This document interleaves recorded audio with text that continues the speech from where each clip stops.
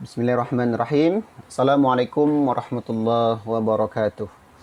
Alhamdulillahirabbil alamin wassalatu wassalamu ala Rasulillah wa ala alihi wa ashabihi ajmain. Puji syukur kepada Allah Subhanahu wa taala, anak-anak ustaz yang ustaz cintai karena Allah, hari ini Allah pertemukan kita lagi ya dalam pembelajaran SKI yaitu Sejarah Kebudayaan Islam, khususnya kelas 4. Baik anak ustaz, ustaz akan menyampaikan tentang materi pertama kita, yaitu tentang Nabi Muhammad berdakwah di kota Mekah. Ya, Nabi Muhammad berdakwah di kota Mekah. Ya, Nabi Muhammad sallallahu alaihi wasallam ketika dia diangkat jadi rasul, ya pentingnya dia ingin menyampaikan sebuah dakwah di kota Mekah karena beliau berjuang untuk bagaimana masyarakat di kota Mekah itu menjadi masyarakat yang mendapat hidayah tentunya ya. Jadi Rasulullah ini dia memberikan peringatan kepada masyarakat Quraisy ketika itu yang mereka semuanya mereka menjalani kehidupan yang itu bertentangan dengan ajaran Islam itu sendiri. Maka daripada itu Rasulullah mendakwah kepada mereka, yaitu menjelaskan tentang keislaman, bagaimana Islam itu mengatur seluruh aspek kehidupan sehingga mereka dapat hidayah dan mereka memeluk Islam itu sendiri. Pentingnya dakwah ini ya Rasulullah menyampaikan karena ini perintah Allah ya, menyuruh menyampaikan kepada seluruh manusia tentunya. Pada saat itu Rasulullah di kota Mekah, ya dia berdakwah di kota Mekah. Makanya Rasulullah itu berdakwah pertama di kota Mekah, yang kedua di kota Madinah. Untuk pengenalan kita dalam belajar SKI ini, kita mengenal dulu ya tentunya anak ustadz, yaitu tentang dakwah. Apa itu dakwah? Jadi dakwah itu, pengertian dakwah itu sendiri adalah mengajak orang ya, mengajak orang lain ke jalan Allah Subhanahu wa taala, yaitu jalan kebaikan. Ya, tentunya Allah menyampaikan ya pedoman hidup kita, yaitu Al-Qur'an. Allah turunkan Al-Qur'an sebagai pedoman hidup kita. Allah sampaikan di situ, Al-Qur'an itu menjelaskan seluruh kehidupan, baik itu kehidupan sudah kematian, bagaimana kita bergaul sesama kita, bagaimana kita menghargai orang lain, menghormati orang lain ya, bagaimana kita adab perilaku kita terhadap orang tua kita, semua dijelaskan di dalam Al-Quran. Dan itu Allah kasih sebagai surat cintanya kepada kita. Maksud Allah mengasihkan surat itu supaya kita tidak terjerumus dalam kebaikan, dalam keburukan, sehingga Allah mengasih pedoman hidup itu. Makanya kita harus mengajak mereka ya, orang-orang yang di sekitar kita ke jalan Allah, yaitu jalan kebaikan itu sendiri. Kemudian berdakwah juga bukti kasih sayang sesama hamba. Inilah bukti kasih sayang Rasulullah ya, kepada sahabat ketika itu yang orang-orang awalun ya, yang mengenal Islam. Jadi dia harus menyampaikan, inilah bukti bahwasanya Rasulullah cinta dengan kita. Bahkan dalam akhir hidup Rasulullah itu ia menyebut ya, umatku, umatku. Begitulah kasih sayang Allah supaya kita tidak terjerumus dalam keburukan atau kemaksiatan. Makanya Rasulullah berdakwah. Rasulullah dengan sahabat berdakwah menyampaikan Islam ini, risalah ini, sehingga kita merasa nikmat Islam itu sampai di rumah kita bahkan. Ya, kalau seandainya sahabat Rasulullah tidak berjuang ya, berdakwah di kota Mekah ketika itu, mungkin kita hari ini anak-anak ustadz kita tidak mengenal bagaimana cara kita menyembah Allah, kita tak kenal Allah. Ya, tidak mengenal mana buruk ya, mana baik ya, karena atas perjuangan beliaulah dengan sahabat sehingga kita tahu dengan kehidupan ini. Ya, makanya kita bersyukur sekali ketika Rasulullah mendakwahkan kepada kita tentunya. Kemudian berdakwah juga bentuk ibadah tertinggi kepada Allah. Jadi kalau kita ibadah sendiri, ya itu kita egois ya nak. Jadi kita harus mendakwah kebaikan itu kepada orang lain, dan ini adalah bentuk dakwah, yaitu bentuk ibadah yang tertinggi di depan Allah Subhanahu wa taala. Jadi kalau kita membawa kebaikan, insya Allah kita beribadah sudah dapat pahala ibadah kepada Allah. Baik anak-anak ustadz, kemudian selanjutnya ya saat itu ya Rasulullah berdakwah di bangsa Arab ya, khususnya suku Quraisy yang mereka kehidupan mereka, perbuatan mereka bertentangan dengan ajaran yang Rasulullah dakwahi, sehingga Rasulullah harus mendakwahi kepada mereka pada saat itu.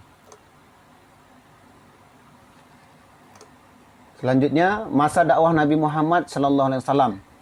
Ya, kita harus mengetahui masa dakwah di kota Mekah itu, ya, pertama itu di kota Mekah itu selama 13 tahun Rasulullah mendakwahkan tentang akidah. Ya, akidah ini adalah ikatan atau ikatan hati kita kepada Allah Subhanahu wa taala, yang berbentuk kepercayaan kita kepada Allah, ya, kemudian keimanan kita kepada hari akhir, keimanan kita kepada baik dan buruk, keimanan kita pada Rasul, bahkan keimanan kita kepada Al-Quran yang kita lihat sekarang ini. Nah, jadi harus lurus akidah kita, karena akidah ini adalah keselamatan hidup. Maka terpenting sekali dasar pertama Rasulullah di Mekah itu betul-betul menyampaikan tentang akidah ini kepada bangsa Quraisy itu. Insya Allah ketika akidahnya baik, ya, keimanan kepada Allah itu baik, insya Allah ibadah mereka akan baik. Sehingga ketika ibadah mereka baik, terus beribadah sehingga akan mewujudkan akhlak yang baik. Nah, itu biasanya. Jadi kalau orang berakhlak baik, insya Allah ibadah mereka akan baik. Kadang ada kita beribadah, ya, tapi akhlak kita belum baik. Nah, mungkin kita beribadah bukan karena Allah, karena ada pencampuran, ya, ketika kita beribadah kepada Allah SWT. Makanya akidah ini sangat penting, dasar pondasi untuk keselamatan hidup kita ketika kita berhadapan dengan Allah Subhanahu Wa Taala. Baik, selanjutnya anak Ustadz, masa dakwah Nabi Muhammad SAW, yaitu pada saat itu Rasulullah diangkat sebagai Rasul pada tahun, ya, 610 Masehi, yaitu abad ke-7. Ketika Rasulullah berumur 40 tahun. Itu yang kita harus ketahui masa dakwahnya Rasulullah. Kemudian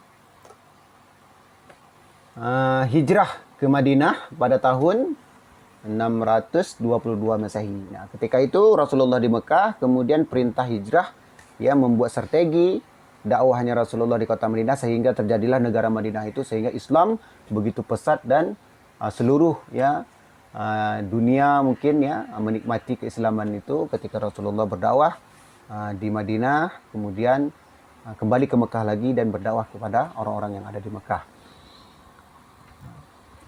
Baik, selanjutnya anak-anak Ustadz, ya, perintah Allah kepada Nabi Muhammad SAW, ya, untuk berdakwah. Nah, pertama itu Nabi Muhammad diangkat sebagai Rasul, ya, pada usia 40 tahun. Ya, dari kecil beliau hidup, ya, sudah anak yatim piatu, ya, bahkan tak ada orang tua, ya. Kemudian mengikuti pamannya, bahkan beliau Rasulullah itu pernah, ya, pergi ke Syam berdagang bersama pamannya, kemudian pernah mengikuti pamannya, ya, ketika perang. Jadi bahkan Rasulullah dalam masa kecilnya umur 8 tahun Rasulullah pernah mengembala kambing, ya, menjaga kambing di padang rumput, ya, padang pasir, ya. Kemudian inilah kehidupan Rasulullah sebelum diangkat menjadi Rasul. Bahkan teladan beliau, akhlak beliau itu sangat baik, ya. Bahkan ketika itu orang-orang yang ada di Arab itu sangat, ya, kagum, ya, dengan Rasulullah dengan akhlak beliau. Sehingga ketika beliau menjadi nabi 40 tahun, mereka sangat menerima sekali, karena ketika kehidupan sebelumnya beliau baik, ya, akhlak beliau sangat memberi contoh yang baik, ya, gitu. Kemudian, ya, pengangkatan tersebut ditandai dengan turunnya wahyu pertama, yaitu surah Al-Alaq. Apa itu? A'udzubillahi minasyaitonirrajim. Bismillahirrahmanirrahim. Iqra bismi rabbikal ladzi khalaq. Bacalah. Nah, inilah ketika Rasulullah menerima wahyu pertama, itulah ketika Rasulullah diangkat menjadi Rasul. Jadi umur 40 tahun itu Rasulullah menyendiri. Itu lebih banyak menyendiri, banyak bertafakur, berfikir tentang kehidupan ini. Kemudian di Gua Hirah menyendiri, sehingga dalam sejarah itu datanglah para malaikat, ya. Para malaikat ingin menyampaikan surah Al-Alaq ini, ya, di Gua Hirah itu. Jadi Rasulullah ketika itu tidur, kemudian dia bermimpi seperti fajar, ya, seperti cahaya fajar datang, yaitu para malaikat Jibril menyampaikan surah ini, ya, ayat ini. Jadi lalu Jibril mengatakan, Iqra, bacalah. Memang Rasulullah agak kaget, takut, ya, ketakutan, ya, apa yang ingin dibacakan, bahkan dia tidak tahu membaca, kan, apa yang ingin dibacakan. Kemudian para malaikat itu memeluk Rasulullah, ya, dipeluknya kemudian disuruh baca Iqra. Kemudian sampai 3 kali, lalu dia melanjutkan ayat itu, Iqra bismi rabbikal ladzi khalaq. Bacalah dengan menyebut nama Tuhanmu. Sehingga Rasulullah mengikut sampai 3 kali dengan hati yang bergentar, ya, takut dia kan. Ini apa yang turun gitu kan. Jadi ketika itu dia langsung pulang diselimuti oleh Khadijah, dan dia bertanya kepada Khadijah, apa yang terjadi padaku gitu kan.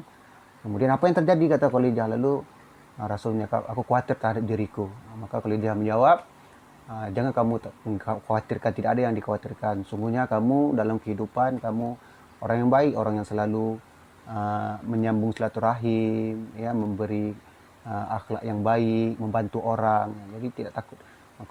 Maka ketika itu Khadijah menyelimuti Rasulullah itu sendiri. Inilah awal pertama Rasulullah menjadi Rasul, turunnya surah Al-Alaq itu sendiri.